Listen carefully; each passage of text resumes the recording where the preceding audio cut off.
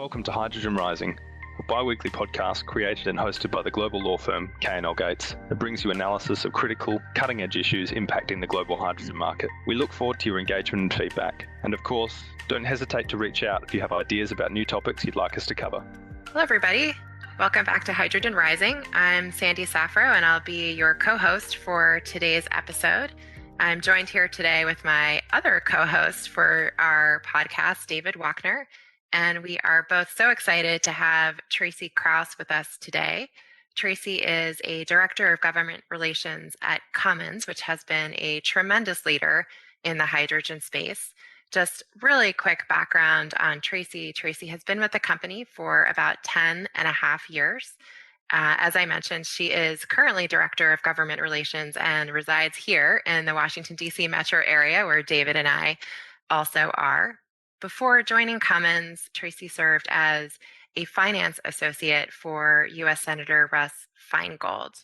Traci, we are so excited to have you here. We're so excited to learn more about Cummins, and I guess that's a good place for us to start. Can you talk about Cummins' history in the hydrogen space and the role that it generally plays? Absolutely, and thank you all so much for having me. I'm excited to discuss hydrogen and Cummins today. So if you're not familiar, Cummins is a 103-year-old company and traditionally really known in the internal combustion engine space for heavy-duty vehicles, trucks, construction equipment, agricultural equipment, power generation, so really energy-dense applications. And Cummins has always been committed to the environment and to improving the communities in which we operate. And so we have set very ambitious climate goals, including to reach net zero emissions in all of our products, services, and facilities by 2050. And as our engineers and our teams are looking at how we achieve those goals, especially in these energy-dense sectors where our products operate, hydrogen really has proven to be one of the most effective decarbonized solutions for these products. So specifically, Cummins has been investigating fuel cell technology and hydrogen technology within our partners and our operations for over 70 years now. We've always seen the potential. And just in the past few years, really, I'd say since 2017, 2018, the pace has really quickened where we've seen so much progress, not only in fuel cells, but also hydrogen production, tanks. And so we're really operating throughout the value chain. Cummins has capability in solid oxide, PEM, and alkaline fuel cells and electrolyzers. So we do manufacture electrolyzers. I mentioned tanks. We've partnered with to form a joint venture with NPROXX on highly pressurized tanks that can be designed specifically for hydrogen and transportation and other systems. And really, we are invested throughout the hydrogen value chain, throughout the economy, because we do see so much potential in this technology, especially in the places where Cummins is already a leader. That's great. Thanks, Traci. One of the things that I think you talked about and alluded to is the pace of change over the last couple of years in particular, and certainly those of us in Washington, D.C., who are at the center of all the discussions of infrastructure and energy legislation and policies and regulations are feeling this too, I think. I'd be curious, as Cummins has kind of begun to speed up and increase its engagement in the hydrogen sector. You're really, I think, pursuing some interesting projects in that area. And I'd be curious if you could talk to us about a few of those, perhaps ones that are, game changing or could be game changing for infrastructure, for technology. Well, I will say we have a number of projects that are really exciting to me, and partially because they are throughout that economic value chain. So one that I'm thinking about in particular is our partnership with Enbridge to produce renewable hydrogen that is then blended into the gas pipeline. So the renewable hydrogen is powered initially by the grid, which has a significant supply of wind energy. And then our electrolyzers take that electricity and turn it into renewable hydrogen, which is then blended into the natural gas infrastructure. And so not only is that storing the energy, the excess energy from wind that would have been a byproduct, but then it's also decarbonizing the natural gas that was already being produced, already in service. So it really does speak to that ability of hydrogen as a key enabler. So even in the places where you might not necessarily think there's a potential to decarbonize, hydrogen is able to really just fit into things that were already happening, which is exciting. Then I think about the largest electrolyzer producing green hydrogen in the United States in Douglas County, Washington. So that's a 5 megawatt operation, as I mentioned, in Douglas County, that uses hydropower to produce decarbonized hydrogen, which again is just another exciting. They already had this resource and they were able to use it to create something of value. So hydrogen in that value chain. And then we're doing some things that are a little bit more on the exciting end, but also a very pre-commercialization. I'm thinking of hydrogen fuel cell powered plane that we've launched in Stuttgart, Germany, which is a really exciting application. Cummins has not traditionally been in the aviation space, but as we're looking at applications where fuel cells make sense, this was a really exciting opportunity for us, and also a little bit new to be in the sky. The aviation sector, I think, is something that is particularly interesting to Sandy and I, and we've had a couple discussions on the podcast about that. Has there been a pilot flight yet for the plane? And I assume, is it kind of short duration at this point? There has been a pilot flight. I believe it was in December. Right now, short duration, but we are looking at the ability to scale that up. I believe in the pilot flight, there could be up to 4 passengers, but we are now getting the ability to expand that to up to 40, which is a really exciting idea. And you can see a lot of potential in an application like that, especially with, regional flights. Yeah, I mean, zero emissions air travel, it's a game changer, right, for the world. Yeah, definitely. Traci, you were alluding to Cummins' role across the value chain, and I think you gave us several examples which really show that engagement. And I guess just kind of drawing that out a little bit more, we've talked a lot on the podcast about how a hydrogen economy at scale will develop, whether there are sectors of the economy that we'll see kind of go first, whether it will be heavy duty vehicles or maybe the aviation sector or maritime or data centers or something else. Can you share with us what your thoughts are on what sectors we might see develop first, and if there are reasons why those might be kind of the first movers, so to speak?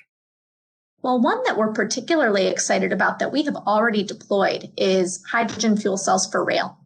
So we power passenger trains that are currently running in Germany with plans to deploy in France and Austria as well.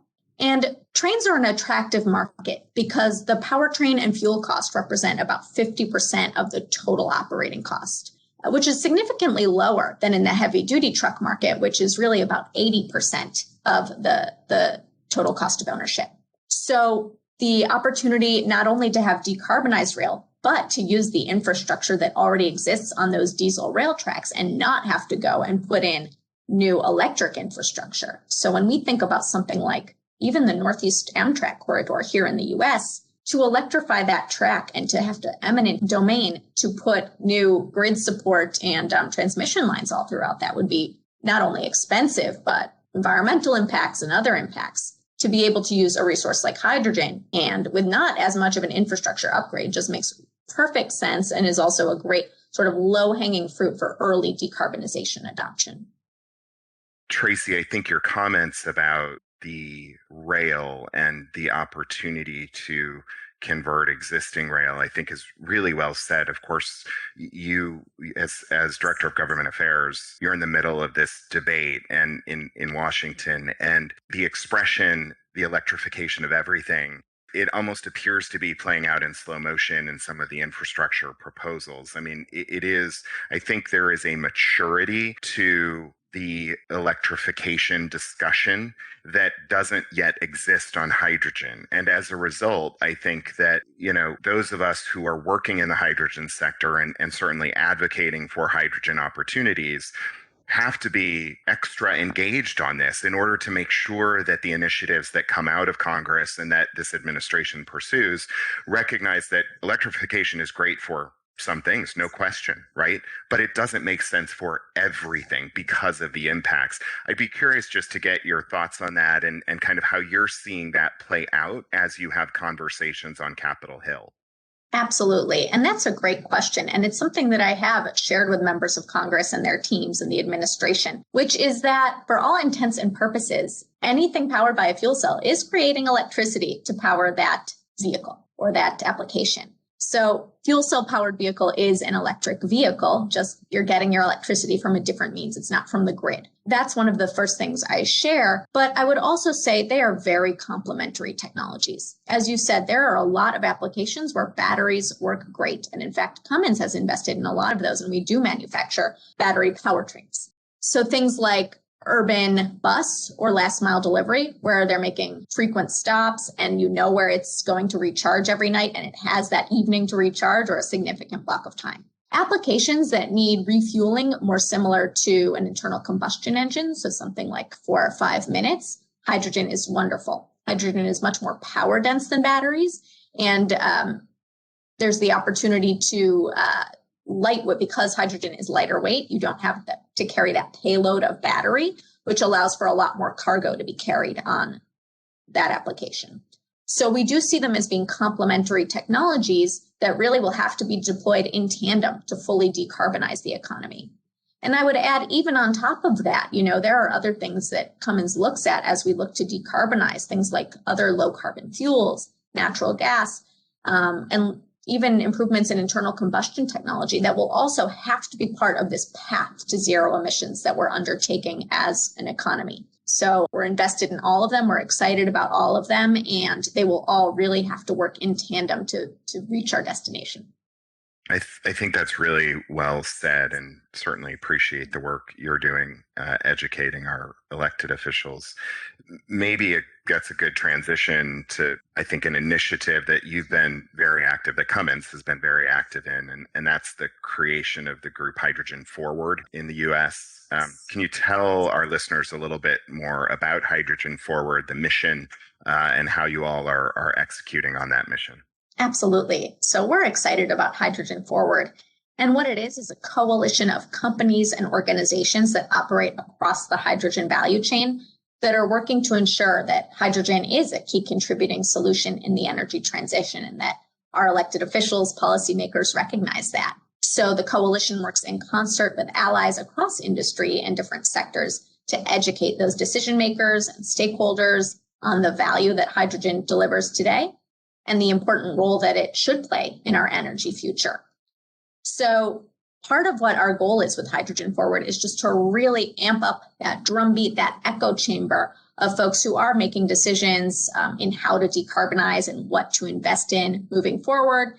And our job is really to ensure that they see the value of hydrogen and see all of the benefits, right? We've talked a lot about the decarbonization benefits, but hydrogen is also a domestic energy source. It can be produced in a variety of ways, many of which are decarbonized.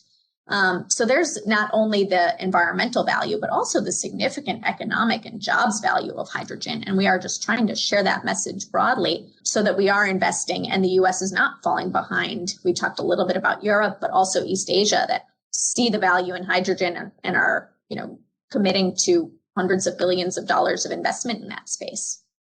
Traci, kind of related to that question of policy and legislative development, in the U.S., we've seen a number of states, particularly those on the West Coast, start to take action to promote the development of hydrogen and demand sources for hydrogen. And of course, we're talking now about some federal government initiatives. And so I would be curious for your thoughts on what the role of states versus the federal government might be in promoting the development of a hydrogen economy at scale in the U.S., and whether there's, whether the states should be taking a leading role in certain areas or whether the federal government should be taking a role in certain areas.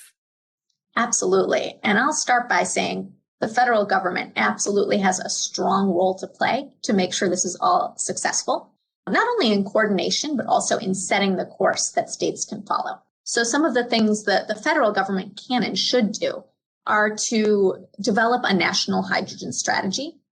We see these have been enacted in Europe regionally, and then also at the national level in Germany, France, the Netherlands. The UK is developing their strategy. Korea and Japan and China each have hydrogen strategies. So the U.S. should absolutely marshal the resources of the federal government across, not just Department of Energy, which is doing fantastic work in this space and has been for a long time, but also the Department of Commerce, Department of Transportation, EPA, all of these agencies gathering their resources and working together to set goals and targets for hydrogen deployment and hydrogen infrastructure. And then that can be complemented by policies that Congress can enact. So things like an investment or production tax credit for decarbonized hydrogen, deployment funding for DOT or federal vehicles to prove early transition cases. We were also really heartened by President Biden's American Jobs Plan, which promoted hydrogen hubs, especially in disadvantaged communities that could transition it and really prove hydrogen at scale. So we think of places like a port where you could create one hydrogen infrastructure for your drayage trucks, your forklifts, potentially even your shipping and your rail bringing the goods inland. So a lot of opportunities there that we see the federal government recognizing. And then states can capitalize on that forward momentum from the federal government to then implement some of those policies, distribute those funds.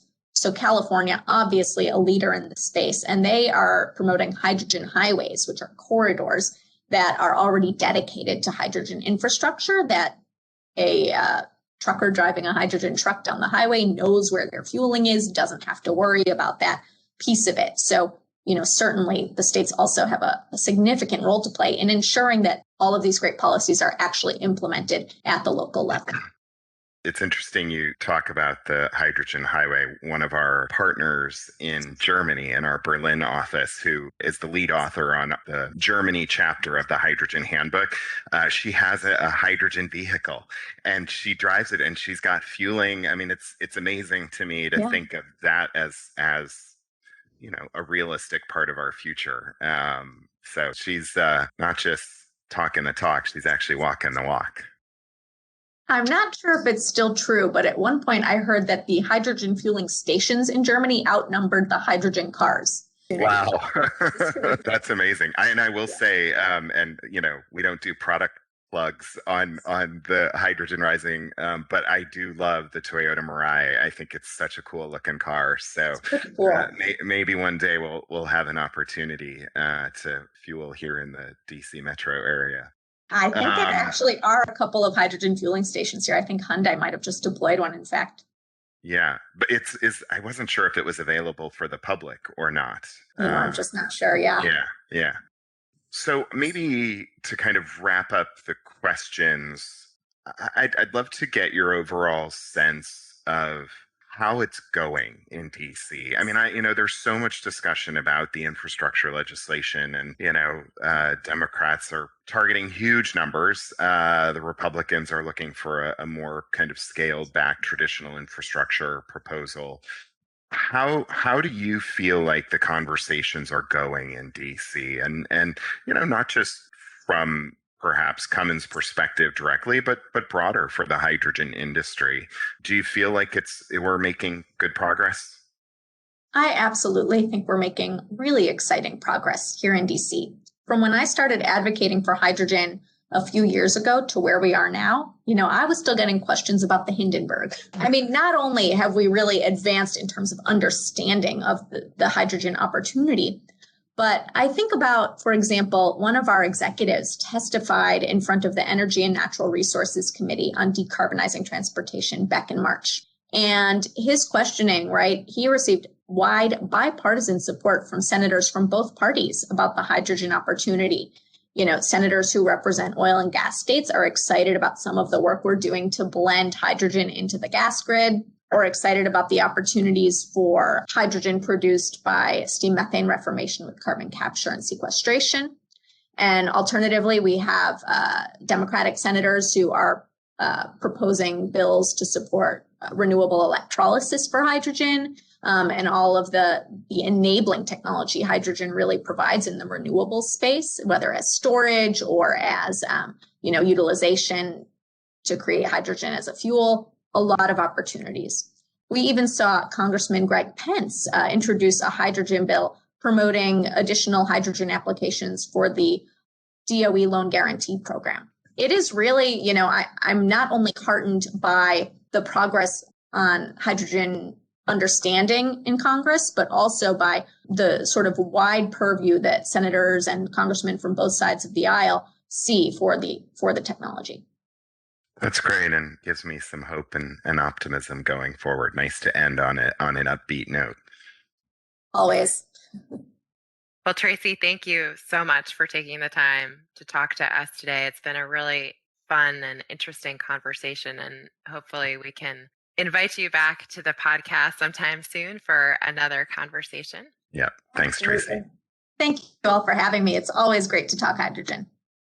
Thank you, as always, to our listeners for joining us today.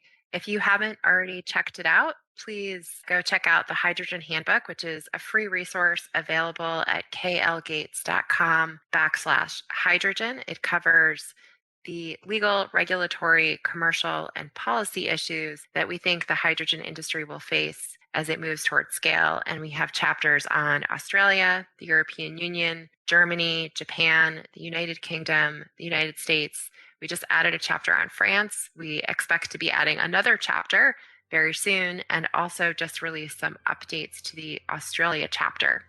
You can find this episode and our prior episodes of Hydrogen Rising on the K&L Gates website as well, and also on your favorite podcast app. If you have any questions, please don't hesitate to reach out, and please stay tuned for another episode of Hydrogen Rising coming your way in just 2 weeks. Thank you for listening to this episode of Hydrogen Rising. Be sure to subscribe to receive timely notifications of future episodes, and check out our market-leading publication, the Hydrogen Handbook, on our website at www.klgates.com.